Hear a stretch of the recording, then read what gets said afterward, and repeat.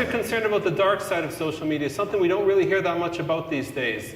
What's the dark side? Words like identity theft, mistaken identity, fraud, online bullying. A lot has changed with marketing in the last 40 years, from frameworks like the 4 Ps to social media to our new social distancing world.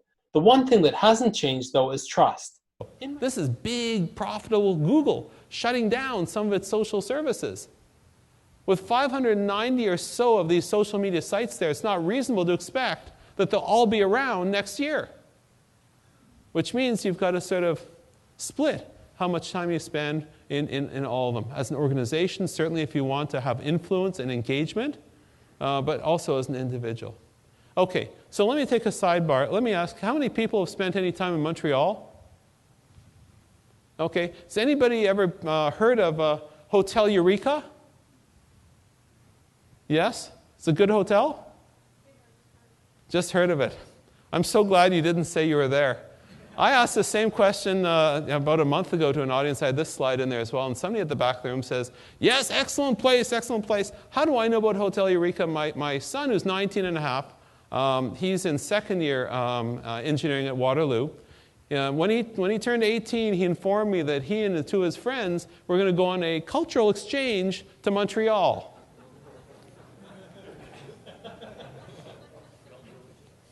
For those who aren't so sure, the drinking age in Montreal is 18. It's 19 here.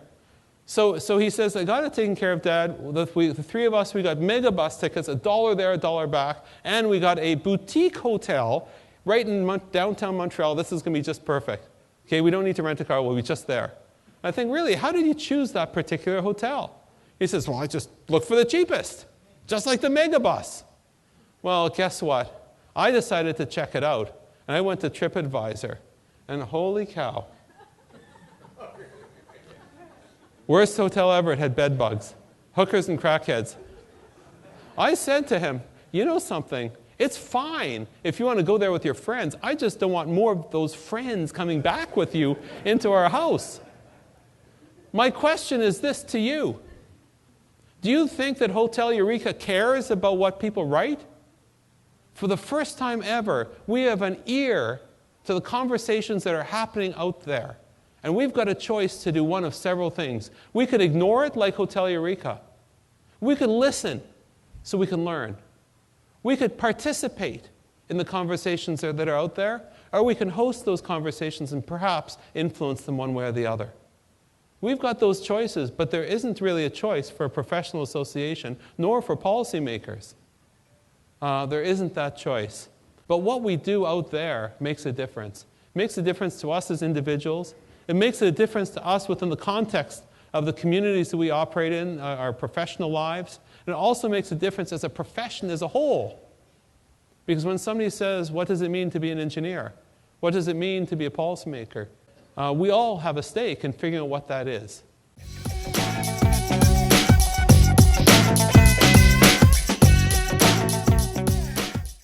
And that's such a great shift from just broadcasting. And you talk about that rather than just broadcasting your message, engage them, right? Because we're inundated with these messages, buy this, buy that, buy this, buy that. Well, and to tell you the truth, 2 ears, 1 mouth, use them in proportion. Briefly. Imagine an interviewer or hiring manager is looking at your page. Yeah. So you want to have a link to your profile on LinkedIn. You want to have some basic information about who you are. Imagine your quick elevator pitch, 1 paragraph, that's it. That's it, and just keep off, debaucherous stuff, and you want to keep off the stuff that you just don't want people to see. If you were being interviewed by somebody. Indeed, if you were being interviewed. Right. Okay. Great. Randall, Craig, thank you so much. Glad to be back. Good.